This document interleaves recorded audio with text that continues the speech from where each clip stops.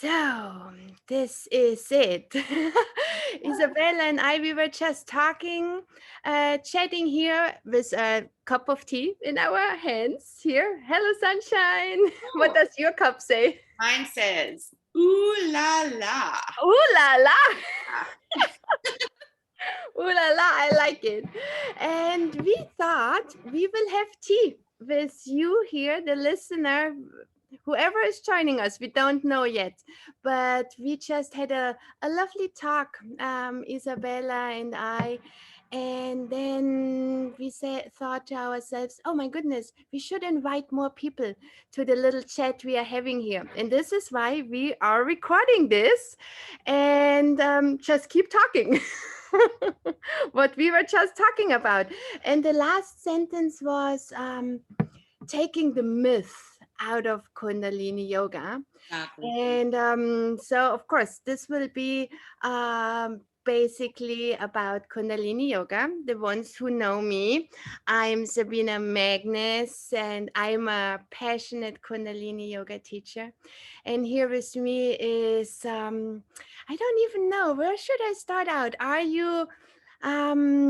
You, of course, you're a good friend, but you're also a student of mine. So, Yes, what would you say? Is it what did bring us together? So, how did we actually meet? So, yes. So we met because I decided I needed to do yoga. And so, because I live out in the country a little bit, I punched it into the computer and up came Kundalini Yoga. So I thought, hey, perfect. It's 5 minute drive. I can do that. And so I decided to go for it. So, first of all, I had to go for, which I've never done before, I had to go for a consultation. And when I got there, it was amazing. It was a beautiful space, a beautiful smile, a great person I met, and kind of thought, why not? I'm here, might as well dive in. And it started out with just going over all the how to sit properly, what some of the terminology was, and then we came to something that was really uncomfortable, and it's called chanting. So I had to learn to chant. Well, no, I have to be honest. The first thing is, it's time to leave because I felt so uncomfortable. But wow, but you hit it pretty well. So, it was not you kind of um, you stuck with me. Thank I you. did. I did stick with you. And I actually started going to classes. And I remember one specific class, I don't think it was too far into when I first started. I was driving home and I felt the most euphoric feeling I have felt in a long time. Like I was just so overwhelmed with happiness. And I find that that feeling is what brought me back again. Mm, Is that I wanted that feeling, because I think in life, a lot of times we try to find inner peace. People find it through different ways, right? And I don't know, it was just something that I craved yeah. for. And so, yeah, I just started going back and I started. First, it was kind of like when you go to church and you just mouth the words, the Om Namo, Guru Dev Namo. And I would just kind of, listen to everybody and just mouth it. Mhm. And what I noticed was the vibration from everybody doing it. It was the most amazing feeling. It was Mhm. strange, but amazing because it Mhm. was new, right? Mhm. So, um, so I think that basically the thing is, I would like to spread the word about um, my love for Kundalini. I have come and gone from the practice many times, and I always come back because it just kind of draws me, right? that connection. And I always tell you, I don't believe in coincidences. So from the first time I punched in yoga to now, there have been so many connecting factors. And you and I've become good friends. And you know, I just see what it does for you and how amazing your life has done a turn, and new experiences and how you handle new experiences. And yeah, I just want to share. Yeah, and and I Share. love it. And you are so right. Um, Divine alignment and bringing also us together, and so beautiful. We both have German origins. Yes, And this is why I, right from the get-go, you came into my place, and then yeah, we found out that we have the same roots, and kind of, wow, this is amazing. And then the one and one together, and yeah, and then really the next day you started joining classes, and you came back again and again. So, and but that's totally makes sense to me in regards of also this craving. It's like we crave sugar, we crave something sweet because it does something good to us. We feel kind of, oh, that's yummy, that's good, like going to a good restaurant. Yeah. And of course, we want to go back to the good restaurant where we know what good food we get. And that's the same with Kundalini Yoga. When we have once the experience, how good it does to us, it's really, why shouldn't we get more of this what does good to us? The only thing is we have to really crave out the time. Really, this is the challenging part. Our lives are always so busy. For me, I'm so blessed, I'm the teacher. It's absolutely. my work. But you And know, you can like I have um, my challenge that I do, my 40-day challenge, and it's 20 minutes. 20 minutes, you know, it's 20 minutes that you don't sit on your phone doing this, right? It's 20 minutes that you invest in yourself, and it makes you feel absolutely fabulous for the day. It really does. yes, yeah. Does. And it, yeah, it's a good investment. So really this time, so 20 minutes, they fly by. And even our hours together in yoga class. So like Lisa last time said, oh my goodness, this is an hour later. I just have the feeling I just closed my eyes. And now it's the That's how I hour felt. Yeah, gone. that's how I felt this morning. It was like, oh, we're done. Mhm. That's it. Okay. Wow, that went really. It went by so fast. I could have done a bit more. So Yes. You yeah, know what? Of course, and no one hinders you as well just to sit a little longer and add on a little something. Yeah. But yeah, and it's so beautiful to see, and also for you, 3 times a week now on the yoga mat, and it makes a difference, and we absolutely. just feel better. And and I'm really happy, Isabella, that we can share a bit of our experiences also now with others, and to inspire them and just give it a try. And when just as you did, and just punching in Kundalini yoga or yoga, and then Google guides you and you find your teacher. And Absolutely. yeah, Yes. so And maybe we should tell, you know, the people a little bit more about Kundalini and take some of the myths out of it and explain to people what it mhm, actually is. yeah, yeah. So this one of your first concerns was the chanting. So kind of, okay, yoga, so far so good, doing some yoga postures. I'm familiar with this. So the yoga postures, they are called asanas. And in Kundalini yoga, we use those particular asanas, and they mostly come out of the Hatha yoga tradition. So Hatha yoga, most people are really familiar with Hatha yoga, and just doing a nice yoga flow that feel makes us feel good on the body. So those are the asanas. And but this is just kind of one piece of the cake. And that's the important thing, to really realize there is more. And there's, for example, also more in Kundalini, especially more emphasis on the pranayama. So pranayam, this would be our breathing technique. And you know how we breathe in Kundalini Yoga. And today, in today's class, when we had our pranic car meditation, where we really power the breath out and we use our entire body, and then this deep breath. So there is a powerful connection with the breath, not just thinking about breath like oxygen and we breathe in and we breathe out. We want to think about prana, really about life force, that we take this energy in and let it then in our body do its work. So with Kundalini Yoga, we really work on I would say, more on an energetic level, and then even deeper on a more spiritual level. So it is a really beautiful practice to really combine this body, mind, and spirit concept.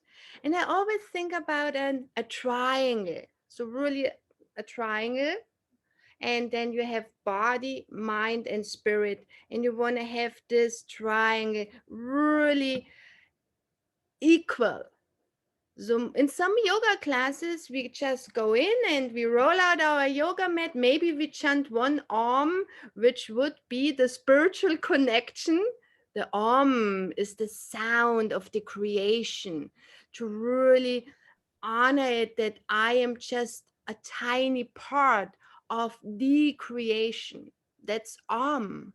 So when we tune in with Kundalini Yoga and we chant our mantra Ong Namo Gurudev Namo, we really go into this energy that connects our personal consciousness, our personal being, with the higher consciousness.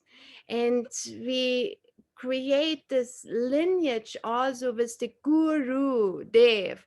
Guru, the Guru is often translated as the teacher.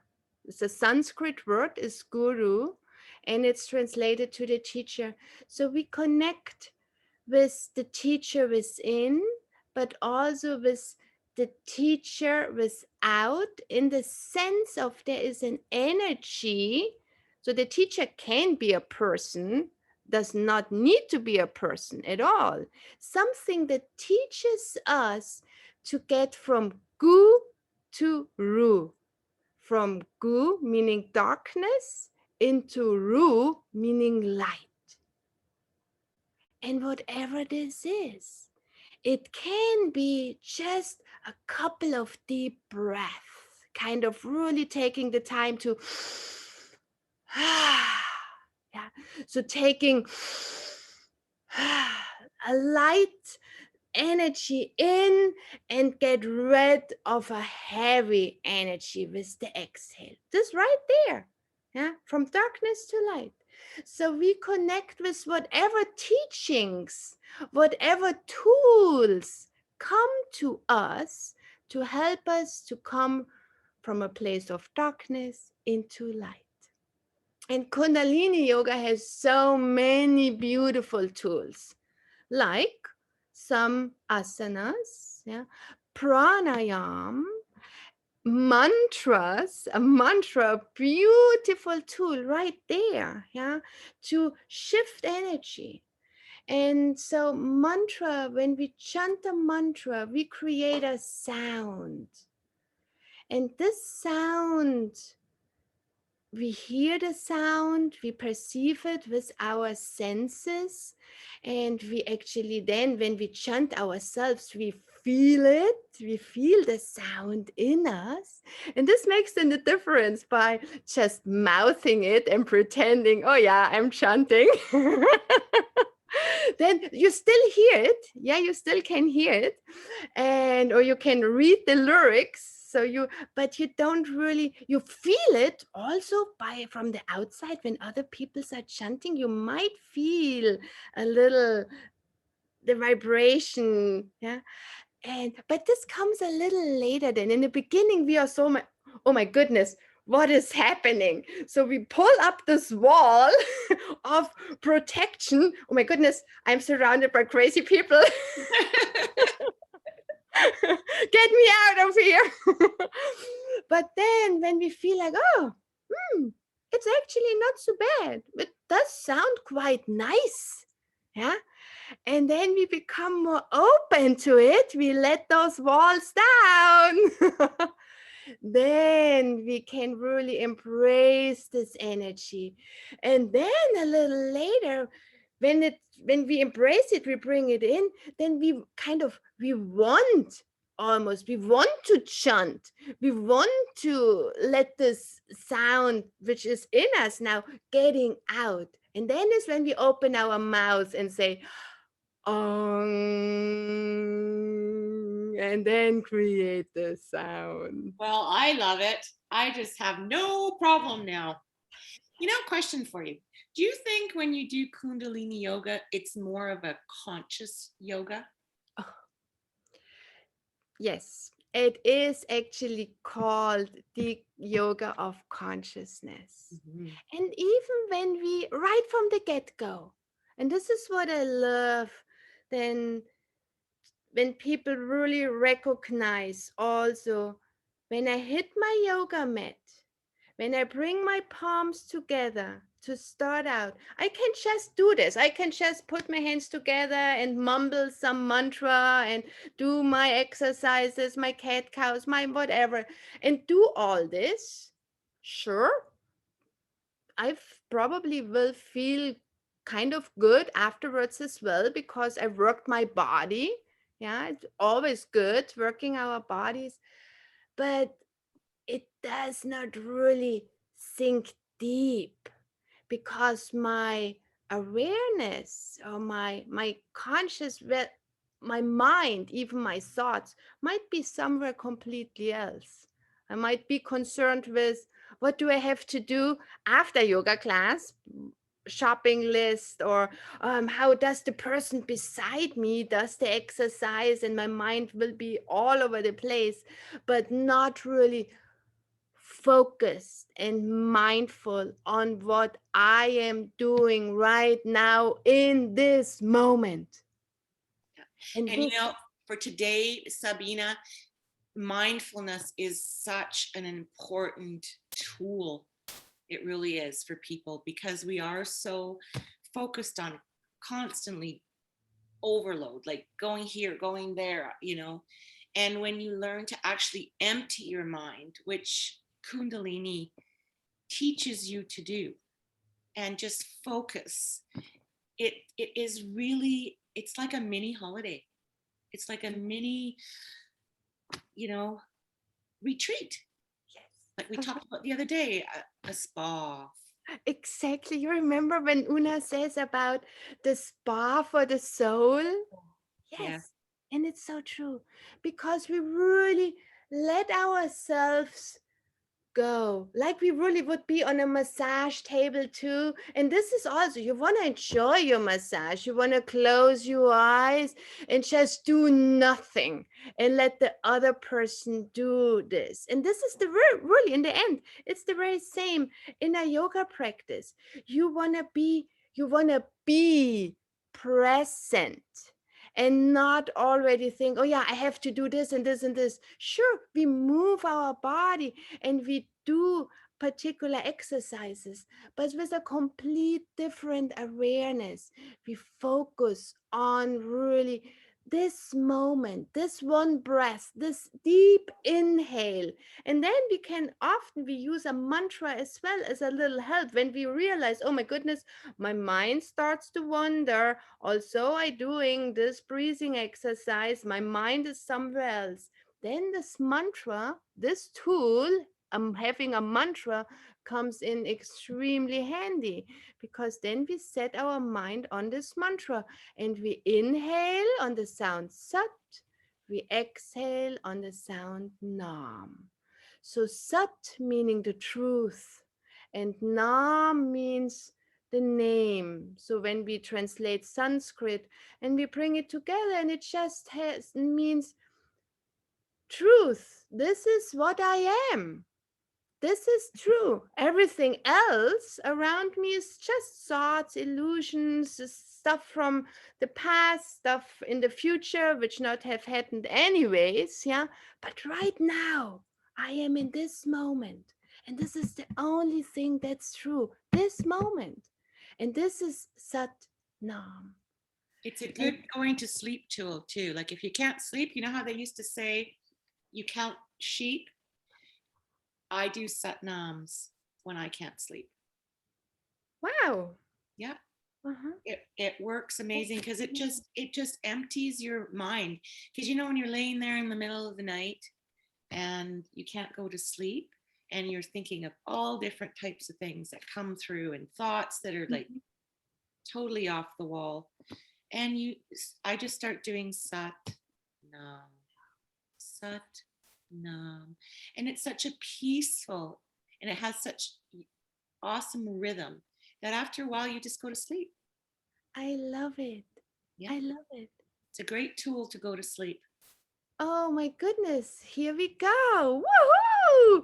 And you know what? We can even add something else on. You remember left nostril breathing when Yes. we just breathe through our left nostril? Also, so for all the ones who are listening now and want to give it a try. So you can either lay then on your right side, because when you lay on your right side, your right nostril is a little more restricted anyways, yeah, and then you dominantly breathe through the left.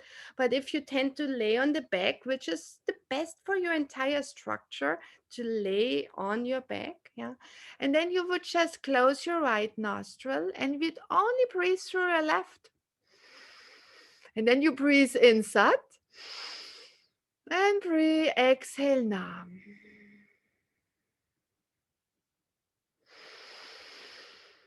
Okay, we can't do this too long, Isabella, otherwise we will fall asleep.